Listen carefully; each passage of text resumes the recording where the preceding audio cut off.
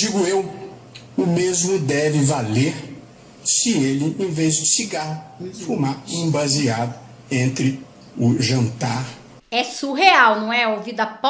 É surreal, não é? Ouvir da própria boca do ministro? Mas não tem como negar, é da própria boca do ministro. Até que, enfim, Cajuru teve um momento de lucidez, até mesmo porque as drogas não tem nada a ver com viés político, né? É algo que pega todo mundo, desde a direita à esquerda. Eu mesmo sendo vice-líder do governo, tendo a posição de votar contrariamente, o presidente Lula me deu liberdade nesses 35 anos que ele me conhece.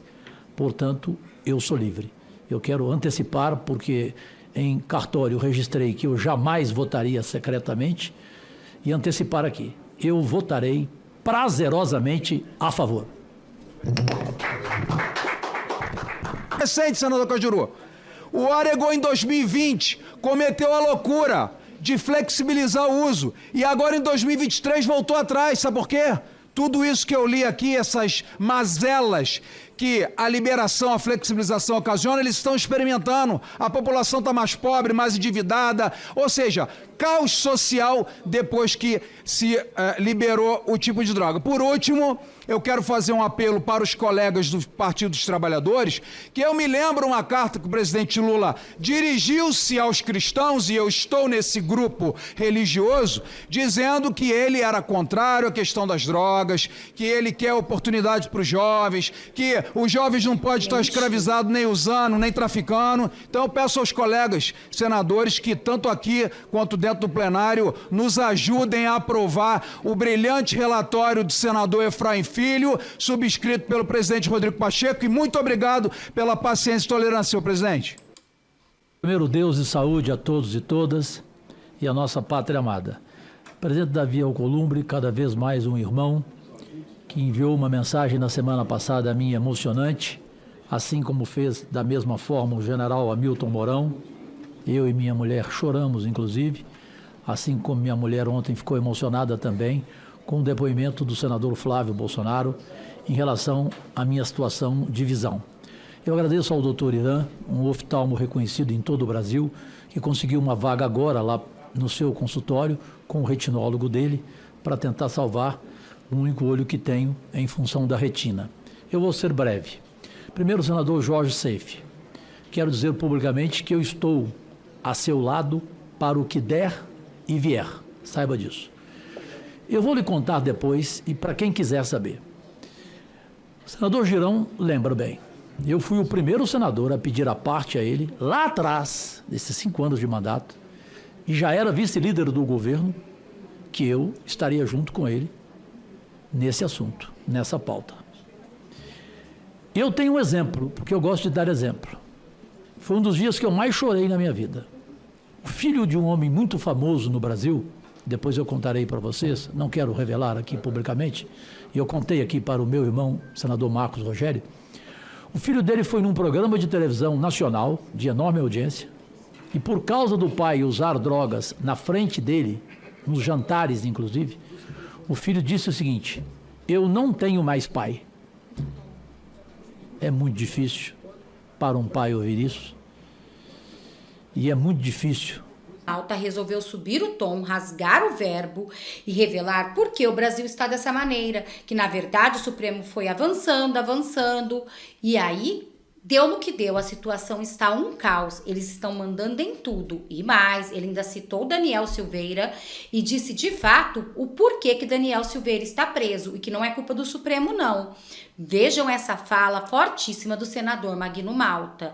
E quando eu falo de correção, é porque o ativismo judicial, ele foi crescendo diante dos olhos do Senado, mesmo sendo alertado por alguns que se encorajavam, e eu faço isso desde o meu primeiro mandato, em 2003, mas não se importaram.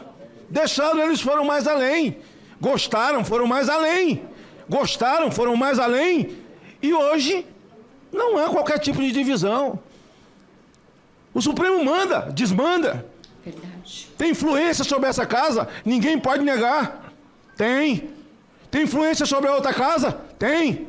Aliás, houve um episódio no meu estado, semana próxima passada, em que o corpo legislativo da Assembleia Legislativa, em respeito à Constituição, ensinou para o Lira.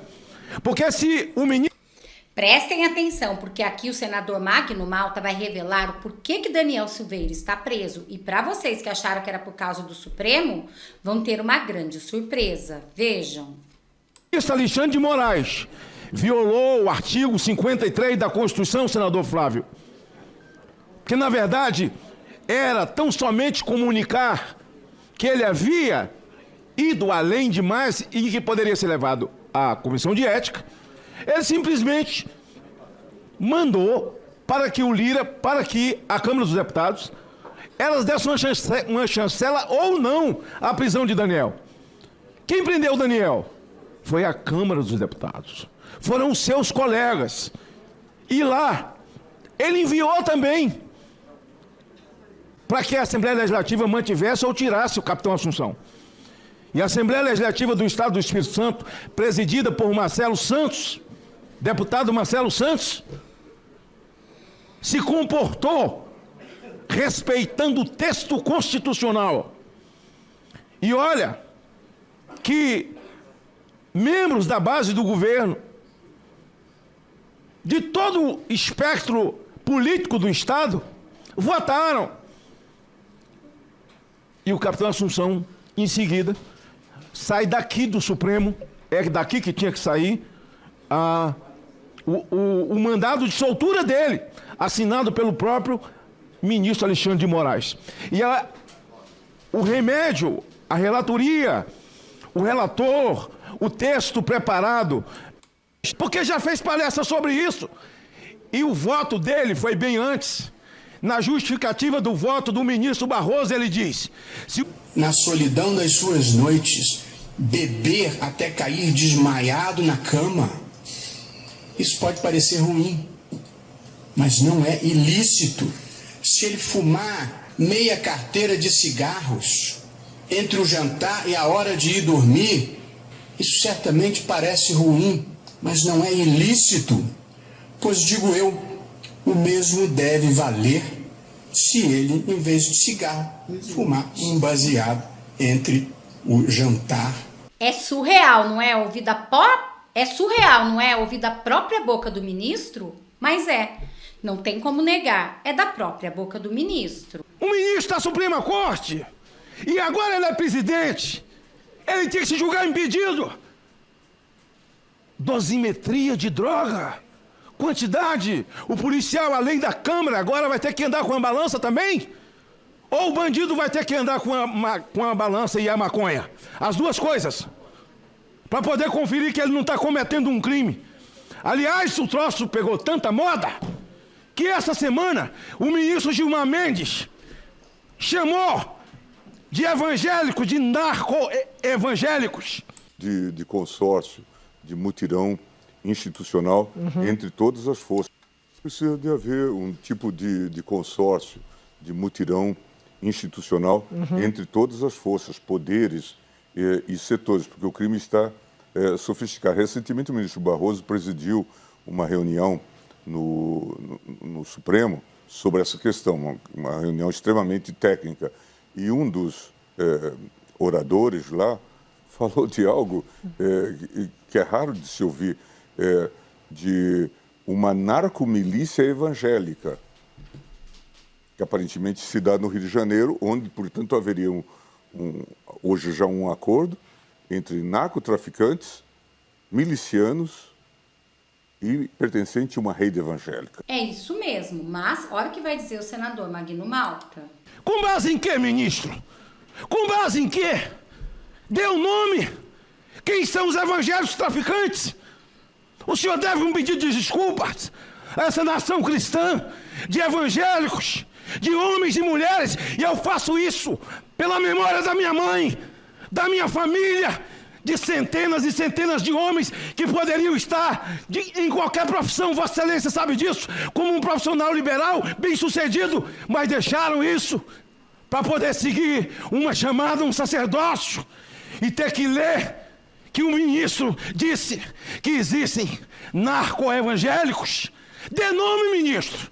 Quem são os narcotraficantes evangélicos? Quem são os pastores? Porque criminoso tem em todo lugar. Tem na ordem dos advogados, tem no Conselho de Medicina, tem na indústria, tem no comércio, tem aqui, tem no Supremo. Ministro Gilmar, o senhor precisa pedir desculpas. Aqui, quando alguém vem e faz discurso que ofendeu Verdade, até preso. um nicho de pessoas pelas suas opções, recorre logo ao Supremo, ao Ministério Público Federal. Ministro Gilmar, eu vou recorrer a quem? Para o senhor provar o que falou? Porque eu sei que o Supremo solta narcotraficante, devolve bens de narcotraficante. Isso eu sei. Eu sei que a dama do tráfico esteve lá no Ministério da Justiça. Eu sei que a dama do tráfico do PCC teve passagem paga pelo governo. Conversa. Isso não é coisa nova. É nicho eleitoral que eles criam. Céu, isso é de pirraça. Sabe por que eles fazem isso? Porque eles sabem que o Senado se curva, que o Senado não reage. Não reage. Com todo respeito ao presidente dessa casa, eu sei que todo mundo, ao se dirigir, fala: Vossa Excelência foi muito bem, parabéns a Vossa Excelência pela iniciativa do plenário, que começou a cobrar. E eu não vou passar pano para ninguém, senhor presidente. Não vou passar pano para ninguém. Essa casa não cumpre mais do que a sua obrigação, do que está fazendo hoje, e já deveria ter feito antes, para que nós não passássemos esse vexame. Para concluir, presidente. E vocês, o que acharam da declaração fortíssima do senador Magno Malta? E